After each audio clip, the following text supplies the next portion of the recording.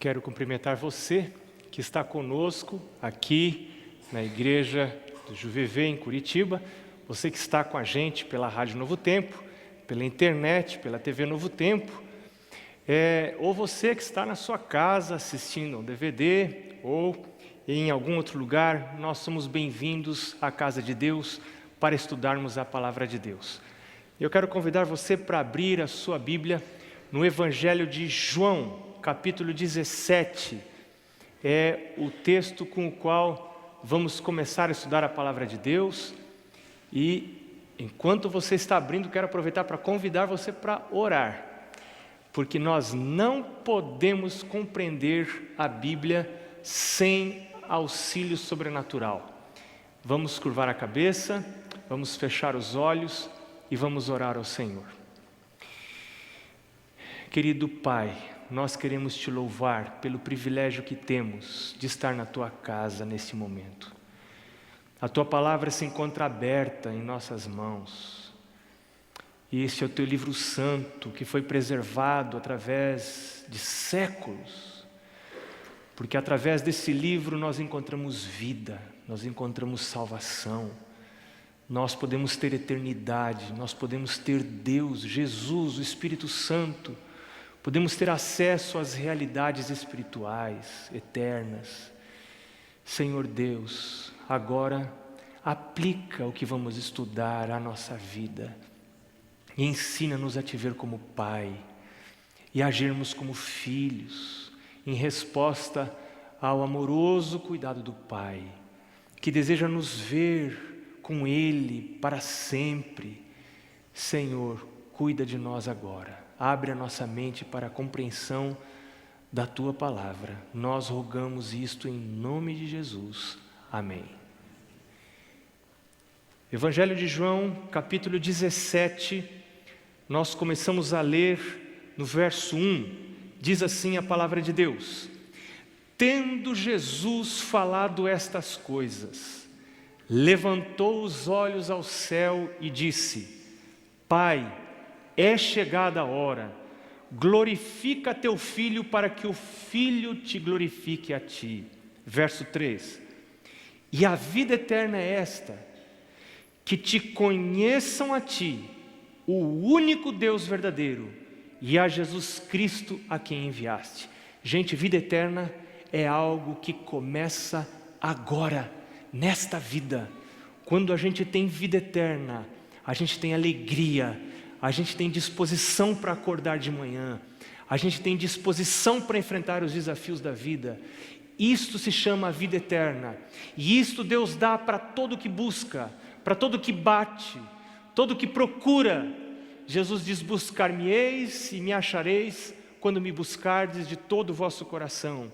Verso 4, ele diz: eu Te glorifiquei na terra, consumando a obra que me confiaste para fazer. Verso 8, porque eu lhes tenho transmitido as palavras que me deste, e eles as receberam, e verdadeiramente conheceram que saí de Ti, e creram que Tu me enviaste. Verso 9, é por eles que eu rogo, não rogo pelo mundo, mas por aqueles que me deste, porque são Teus.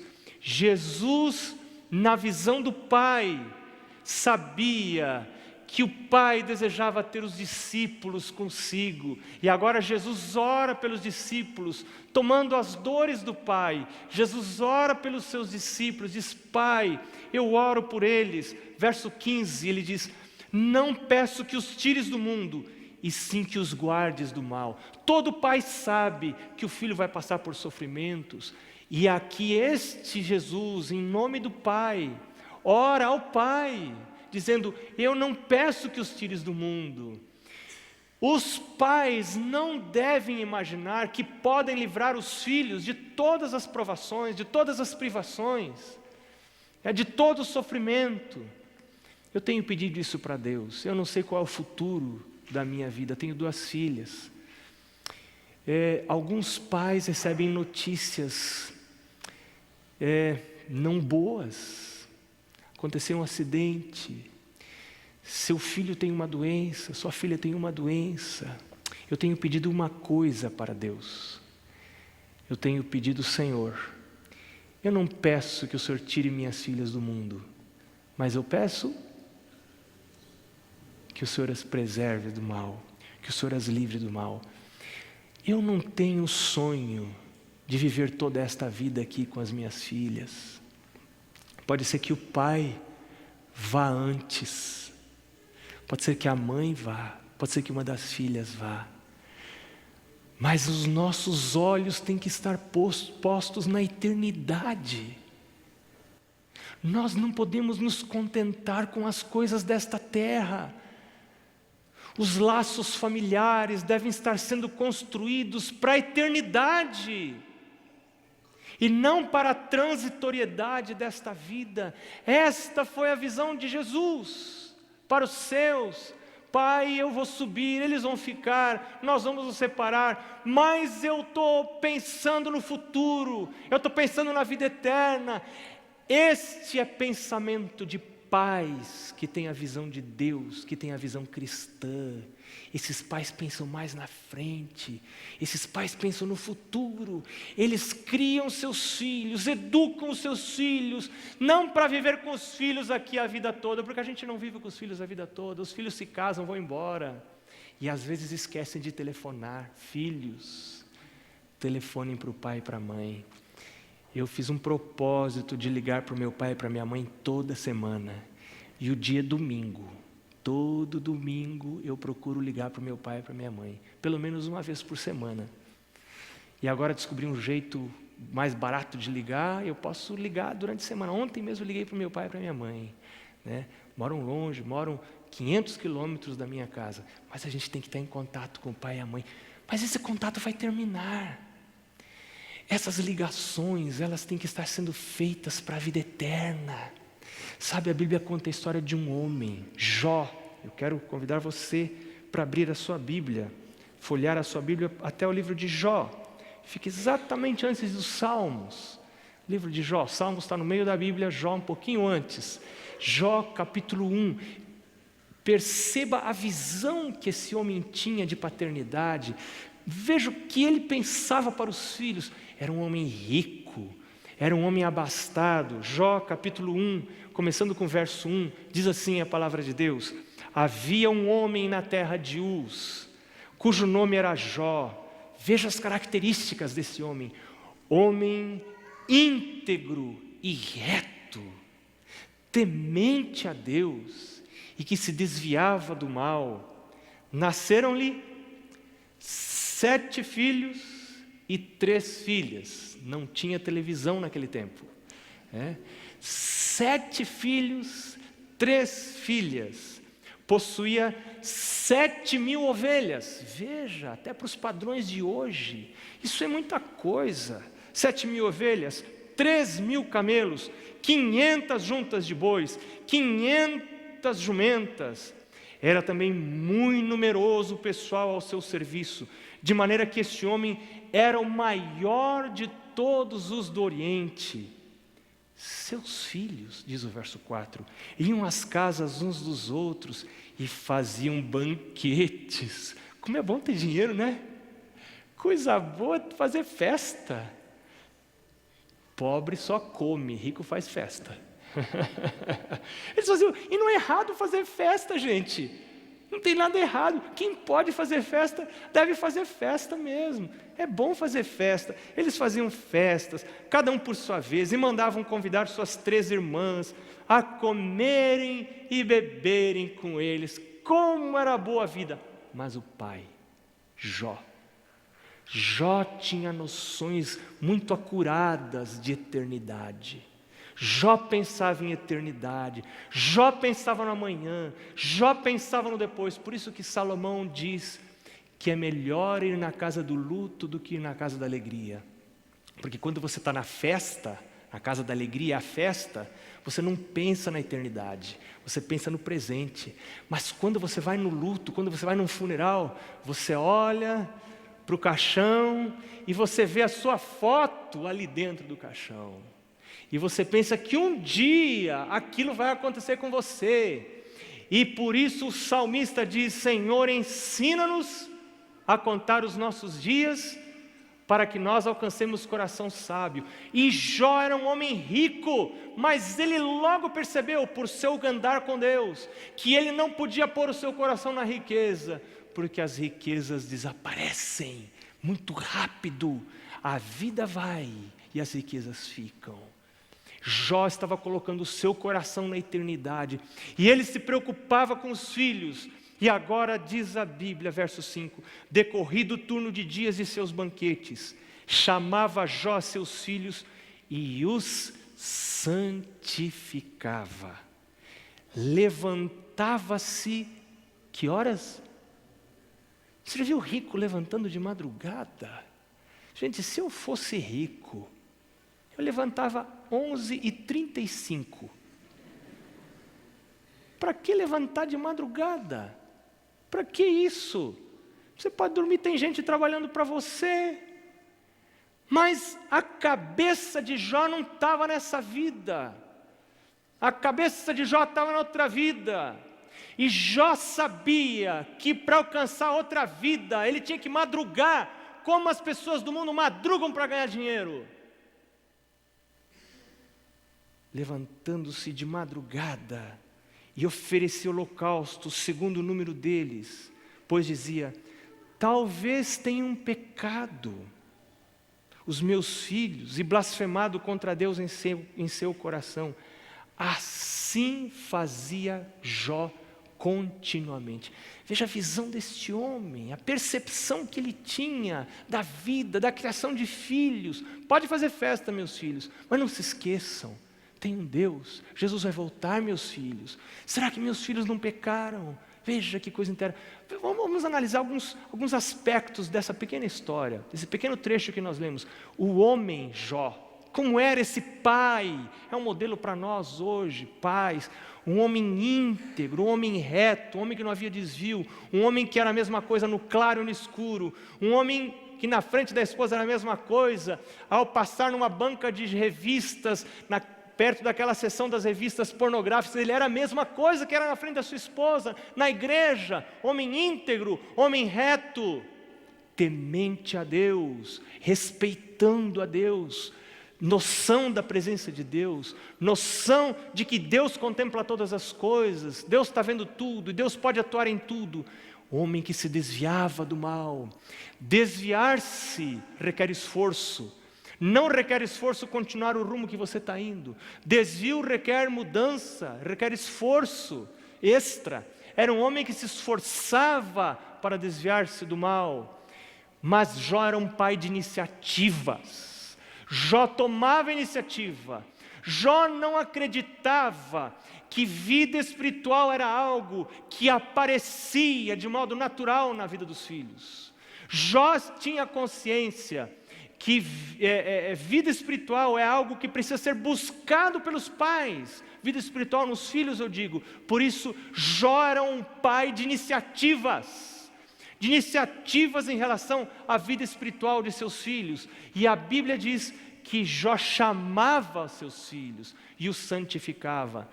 Jó sentia tão tremendas responsabilidades pela vida eterna dos filhos, que por causa dos filhos, não porque precisava, ele se levantava de madrugada e oferecia holocaustos segundo o número deles.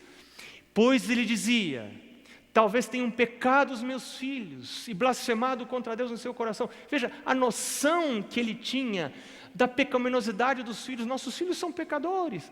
Tem pais que pensam, como meus filhos são bonzinhos. Às vezes eu tenho dito para minhas filhas, filhas, vocês são ótimas, eu tenho realmente filhas ótimas, mas existe um inimigo que está procurando pessoas boas, e nós não podemos confiar na bondade do nosso coração.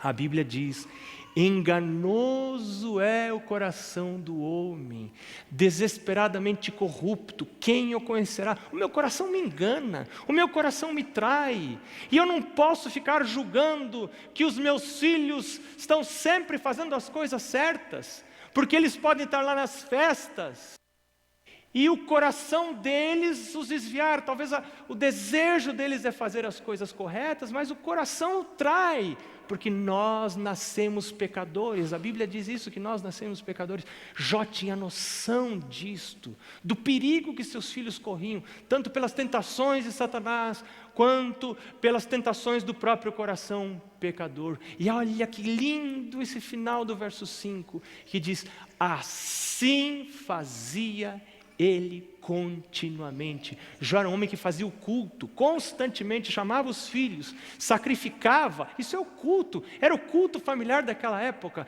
Esse era o costume da vida de Jó, este homem de Deus, um homem abastado, mas um homem que com frequência, com constância, buscava levar os seus filhos para Deus. E veja o que Satanás diz a respeito de Deus. É a oposição que está falando aqui. Veja, quando a oposição diz uma coisa, preste atenção. Veja o que diz Satanás para Deus a respeito de Jó. Satanás diz assim: acaso não o cercaste com sebe? Não puseste uma cerca ao redor dele? A ele, que mais? Sua casa, que mais? E a tudo quanto tem? E a obra de suas mãos abençoaste, e os seus bens se multiplicaram sobre a terra. Satanás disse: Deus, o Senhor tem cercado a Jó. Quem sabe Jó te serve por egoísmo. E aí vem aquela controvérsia sobre a qual gira a história do livro de Jó. Uma história bonita, que vale a pena a gente ler, mas nós vamos nos deter aqui agora e parar para pensar um pouquinho no exemplo de Jó como pai.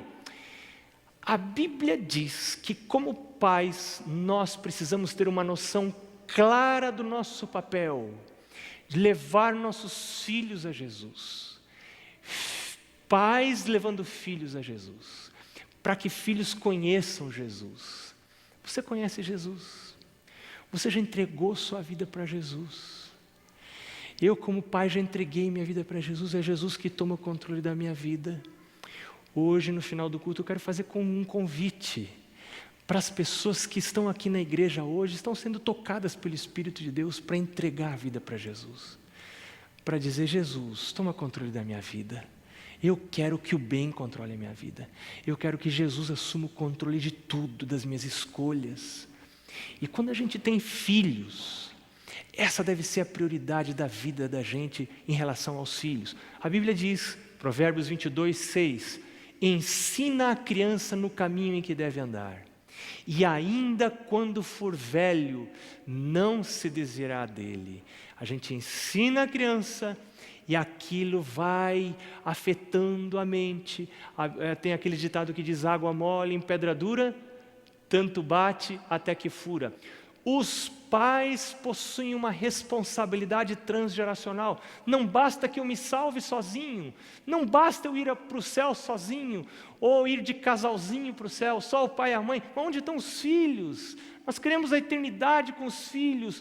Salmo 154, melhor dizendo, verso 4 diz: uma geração, aqui está o papel da geração, a geração anterior, uma geração louvará a outra geração as tuas obras e anunciará os teus poderosos feitos. Na nossa casa, a linguagem tem que ser de louvor, de testemunho, de contar as coisas que Deus fez. Os filhos têm que aprender a falar disso, porque ouvem os pais falar no culto, né? Todo culto. O que você tem para agradecer a Deus hoje? O que Deus tem feito na sua vida? Porque uma geração anuncia o que Deus faz para outra geração, anuncia os poderosos feitos de Deus. Veja Josué. Josué possuía essa visão. Ele diz: agora, pois, temei ao Senhor. Era uma época de grande apostasia em Israel. E Josué diz: serviu com integridade e com fidelidade, deitai fora os deuses aos quais serviram vossos pais, e servi ao Senhor.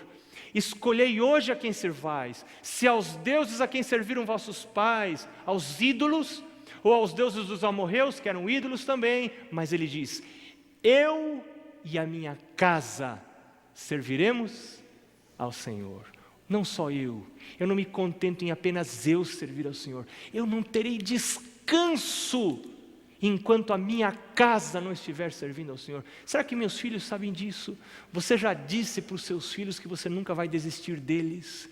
Eu nunca vou desistir das minhas filhas. Eu já falei isso para elas. Filhas, o pai nunca vai desistir de vocês. O pai sempre vai estar orando por vocês.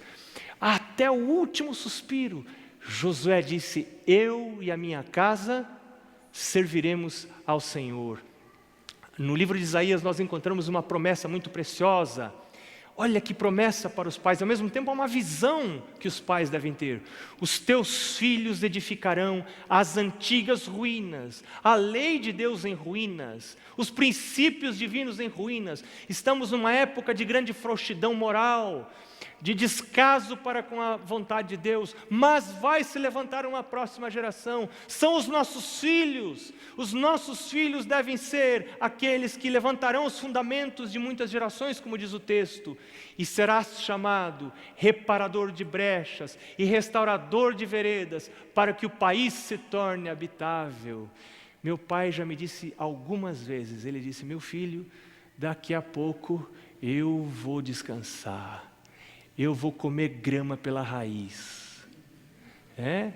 Eu vou descansar, vou estar lá debaixo da terra. Mas uma coisa me alegra: eu saber que os meus filhos vão estar andando por cima, pisando em cima da minha sepultura, pregando o evangelho, falando de Deus, criando os filhos no temor do Senhor. E quando minha esposa ficou grávida da primeira e depois da segunda também, meu pai disse: já estou orando pelo casamento dessa criança. Disse: mas pai, o senhor não sabe nem se é menina ou menino. Não interessa, eu já estou orando, porque tem que casar com o Filho de Deus, para fazer uma geração de adoradores de Deus, porque esta geração que vai ver Jesus voltar. Então já vou orar pelo casamento, para que Deus dirija alguém, para que se une, para que os filhos, a descendência. Então veja, a nossa visão tem que ser na descendência. Temos que multiplicar o conhecimento de Deus na terra, através dos nossos filhos, porque eles edificarão antigas ruínas. Deus deseja que nós, pais, tenhamos essa visão de conduzir os filhos para a vida eterna. Agora, como ocorre na prática esse processo da educação religiosa dos filhos? Eu quero pedir licença a você para dar algumas sugestões práticas.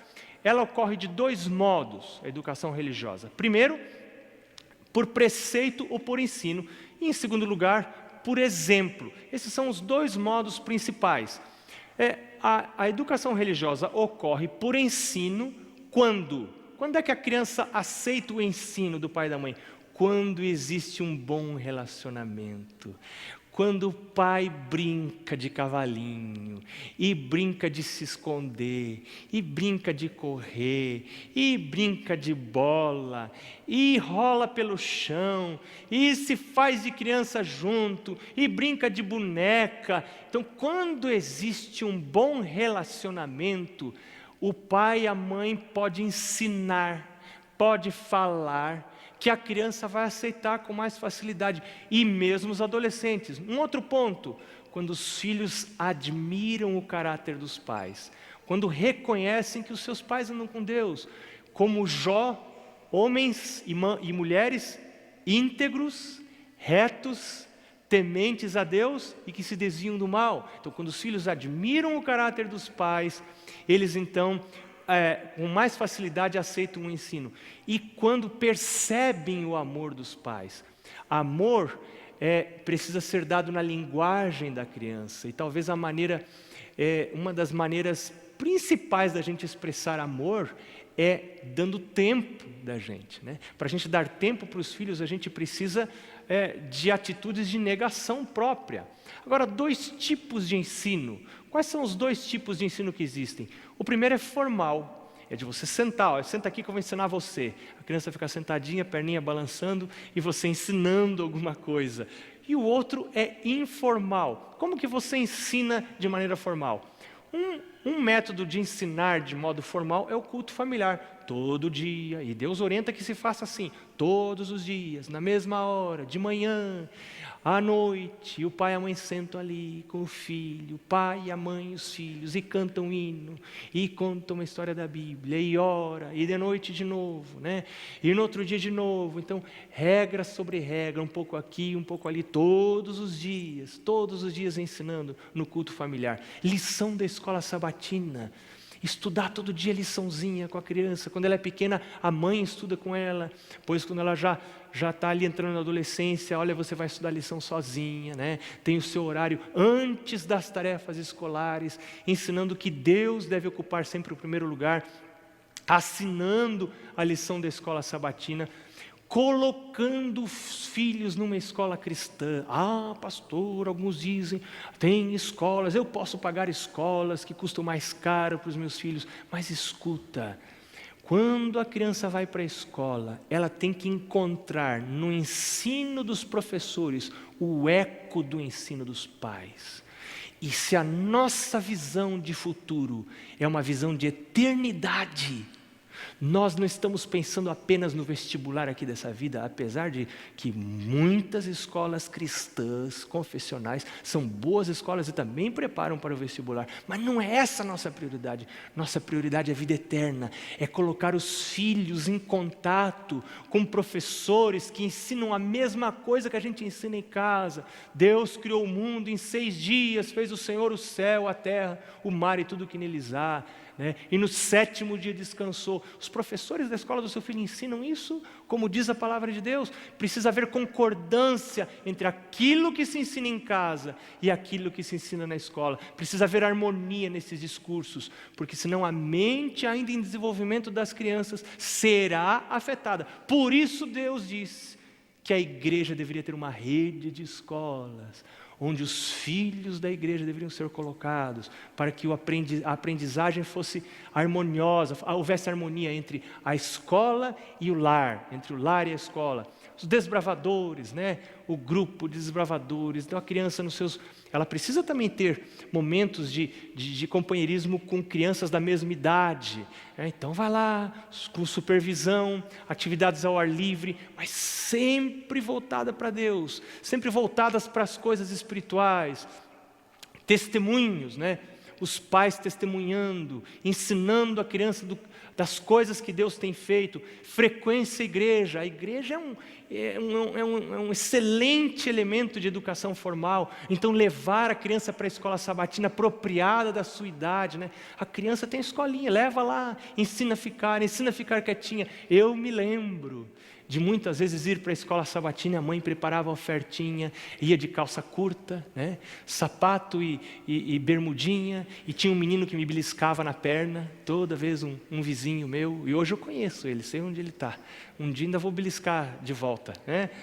Me beliscava na perna, mas eu ficava ali sentado, e de vez em quando eu olhava para a porta tinha uma janelinha pequena, para os pais xeretarem lá dentro. E que bom é quando os pais são xeretas.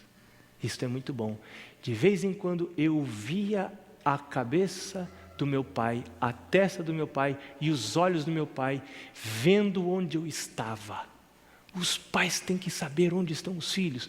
E eu sabia que eu não podia me livrar do meu pai, porque ele estava em cima, ele queria saber onde eu estava. Que coisa importante isso. Ensino informal, nos passeios, nós devemos utilizar tudo que é agradável, tudo que a criança gosta para levá-la para Deus. Ela gosta de passear, então vai sair para passear, vamos fazer uma oração, agradecer a Deus pelo passeio. Faz uma oração, está lá no passeio, olha que coisa bonita, foi Deus que fez. Foi ver um animal, foi Jesus que fez. Olha que dia da criação que foi isso. Olha as estrelas, foi Jesus que fez. Em tudo você apontar para Deus, em todas as coisas revelar a Deus. Nas brincadeiras, você nas brincadeiras usar de honestidade, falar, não, precisa ser honesto, não pode roubar, porque é o princípio de Deus. Então tudo você vai levando para o reino de Deus. À mesa, ou em outras rotinas familiares. À mesa não é lugar de falar mal das outras pessoas, não é lugar de xingar, de ralhar, de passar descompostura numa criança. A mesa deve ser um momento agradável, a gente falar coisas boas, falar das coisas que Deus tem feito. Durante o trabalho doméstico, nas conversas com os filhos, né? Nós ensinamos, por exemplo, agora não mais por preceito, né? Mas por exemplo, quando a vida dos pais é coerente com aquilo que eles ensinam, né? Veja a vida de Jó. Já era um homem reto, temente a Deus, íntegro, se desviava do mal. Os filhos sabem quem nós somos. Os filhos conhecem o nosso caráter. Os colegas de trabalho podem não conhecer, mas nossos filhos sabem muito bem quem nós somos. Nossa esposa sabe quem nós somos. Você quer saber se você é uma pessoa íntegra ou não? Muito fácil, pergunta para a esposa, ela vai dizer para você. Pergunte para os filhos vão dizer para você, se tiverem coragem.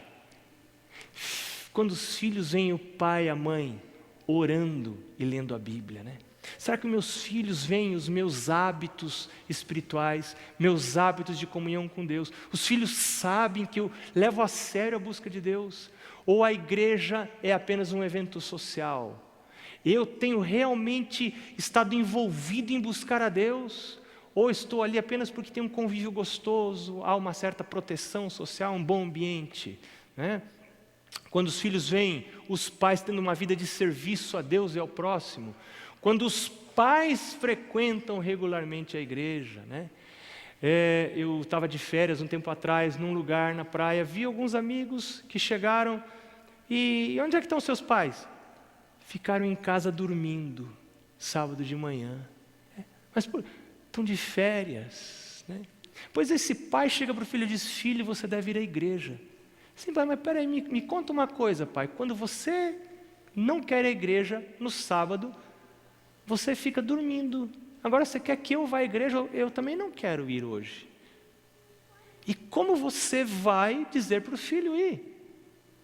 Se esse não é um valor seu, quantas vezes eu chegando de viagem, quarta-feira, todo mundo em casa sabe que é quarta-feira, todo mundo sabe que quarta-feira tem culto, dava uma vontade de ficar em casa. Como estava chegando de viagem, não tinha compromisso de pregar em nenhuma igreja, uma vontade de ficar em casa, talvez até alguma razão para ficar em casa, mas olhava para minhas filhas, o que essas meninas vão pensar de ver o pai num dia de culto em casa?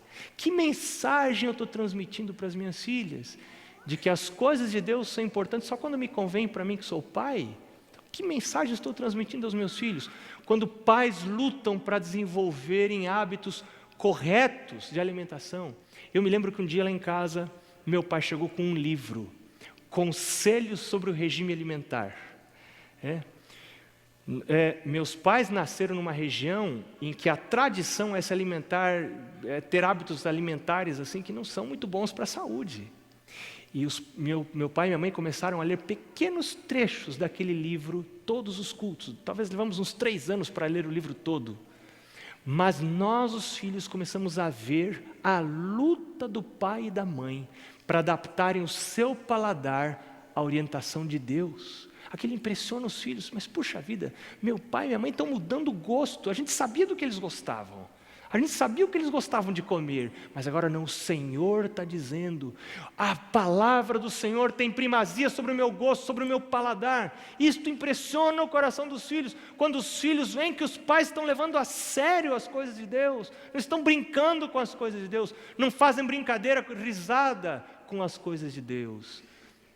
Quando os pais revelam virtudes cristãs como honestidade, veracidade, por exemplo, quando os pais se sacrificam até, sofrem falta às vezes de alguma coisa em casa para devolver corretamente a Deus os dízimos e as ofertas, os filhos sabem e os filhos entendem quais coisas são prioritárias na vida dos pais. Quando os pais têm envolvimento missionário, quando os pais procuram um jeito de melhor guardar o sábado. Escuta, qual casa nossa guarda o sábado de maneira perfeita?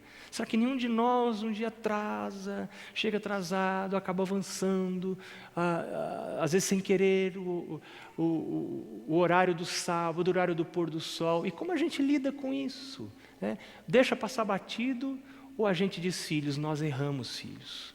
Vamos nos ajoelhar aqui, vamos pedir perdão para Deus e vamos sexta-feira que vem começar o sábado no momento correto.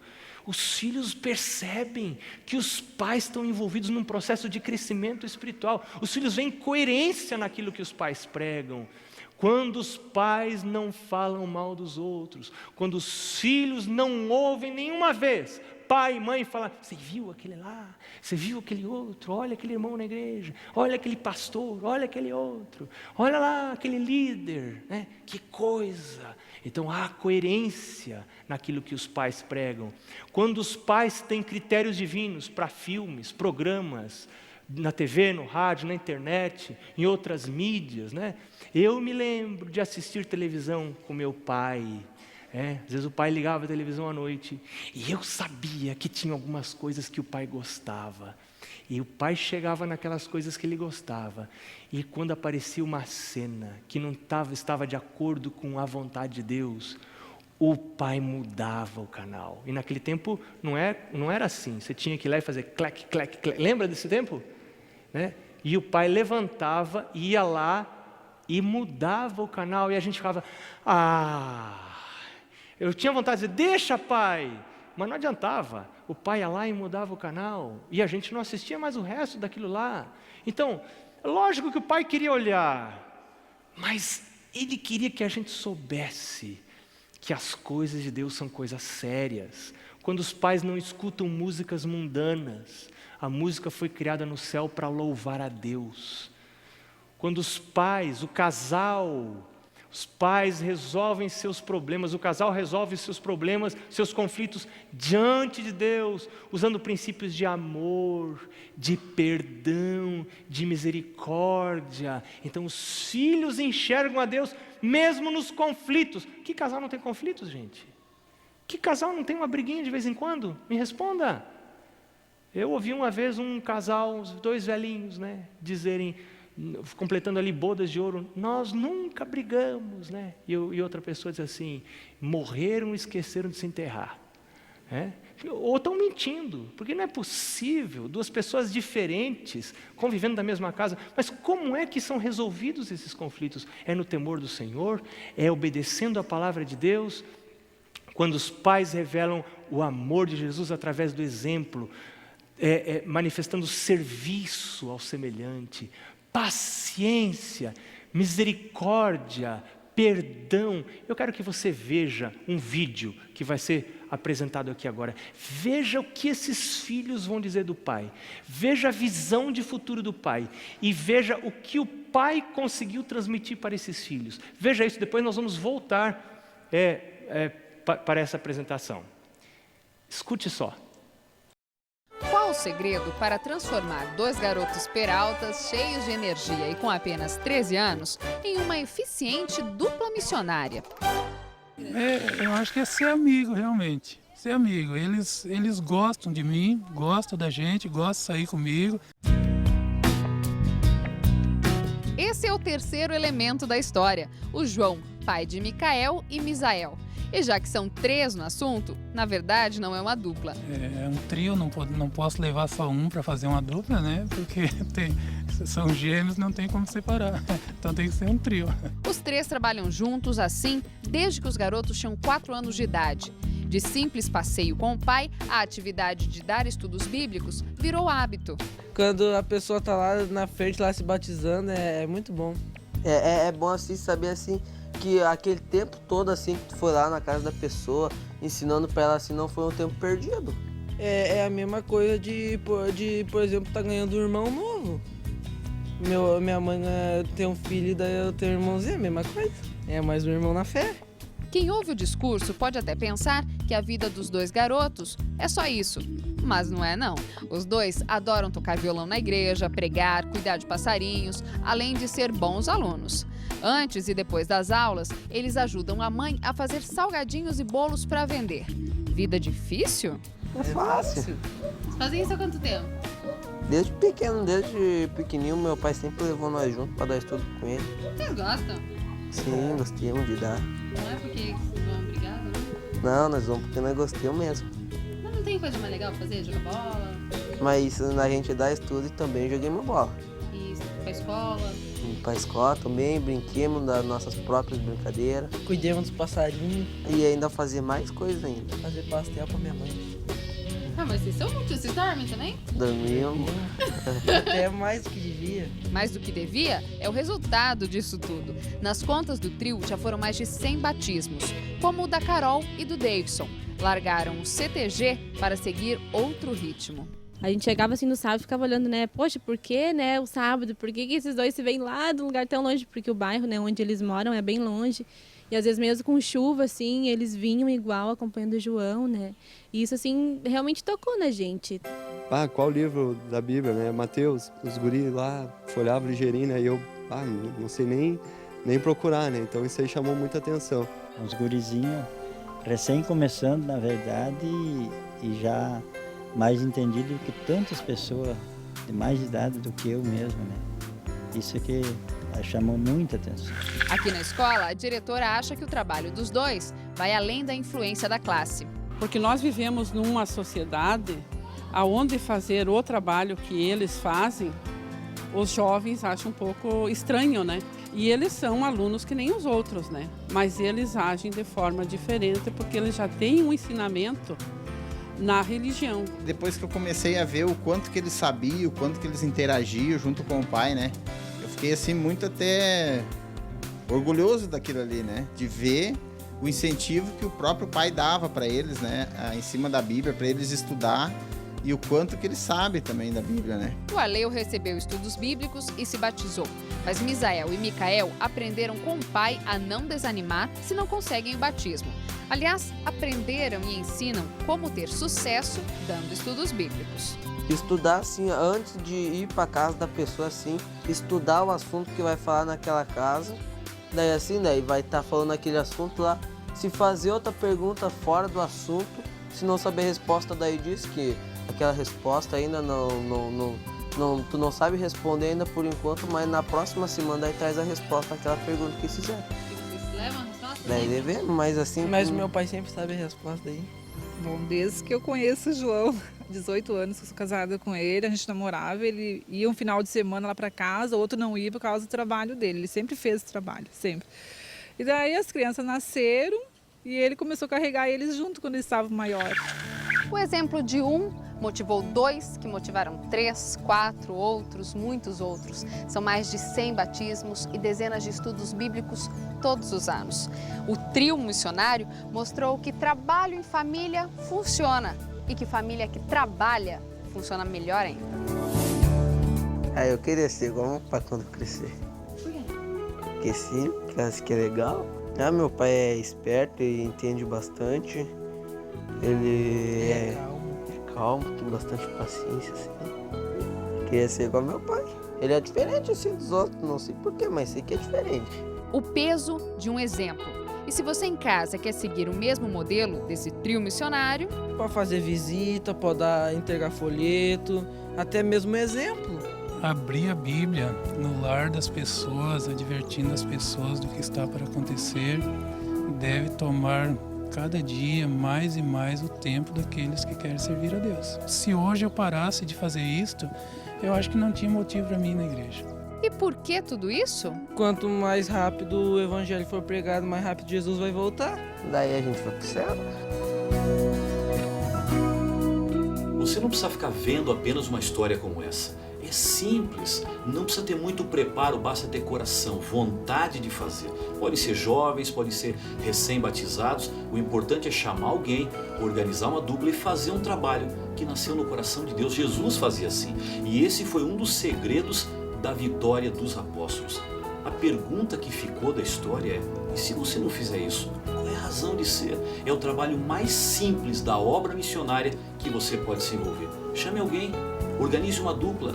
Primeiro você vai experimentar poder na sua vida e depois você vai levar poder para a vida das outras pessoas que, além de aceitarem a Jesus, vão seguir o seu exemplo. E aí a cadeia se multiplica. Você tem ideia, por causa de uma decisão, quantas pessoas a gente pode alcançar? Não espere, faça a diferença e comece agora. A Eliane vai cantar agora. E eu quero convidar aqui à frente pais. Primeiro, eu quero convidar pessoas a quem Jesus está convidando para entregar a vida para Jesus. Tem alguém aqui que está sendo convidado para Jesus para entregar a vida, para dizer assim: Jesus, eu quero ser teu, eu quero te servir, eu quero fazer a tua vontade. Eu quero convidar você para vir enquanto a Eliane canta e a gente vai orar, nós vamos orar. Mas eu quero convidar hoje também pais que desejam entregar os filhos para Deus, colocar os filhos nas mãos de Deus, pais que desejam reencontrar seus filhos na vida eterna, pais cuja vista não está aqui, está lá, e desejam fazer tudo o que for possível para levar os seus filhos para lá. Eu quero convidar vocês para virem aqui enquanto a Eliane canta. E também, relembrando, aquelas pessoas que desejam aceitar Jesus, venha para cá para a gente orar.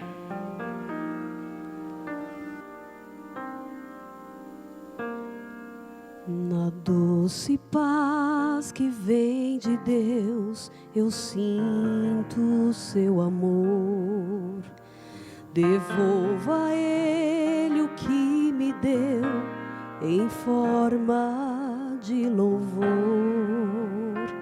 Meu coração Deus conquistou, pois vida Ele me deu. Deponho tudo que eu sou perante o trono seu.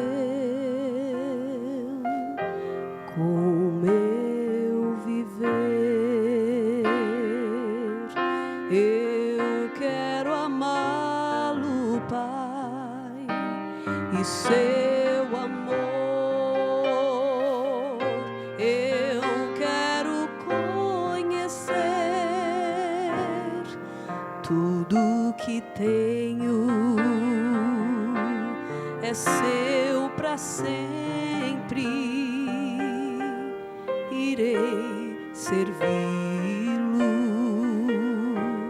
com meu viver.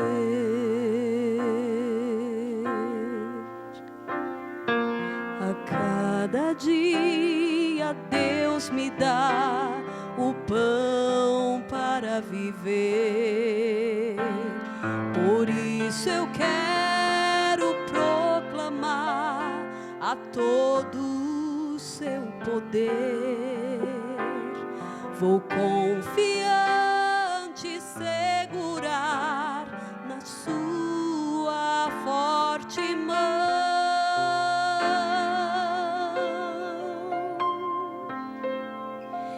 e assim para sempre desfrutar de sua proteção.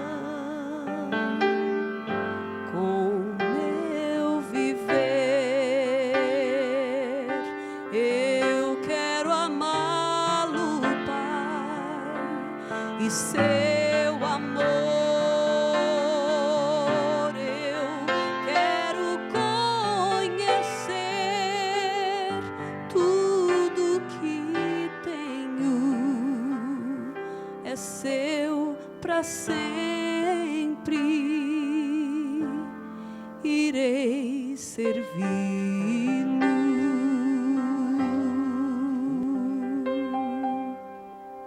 com meu viver.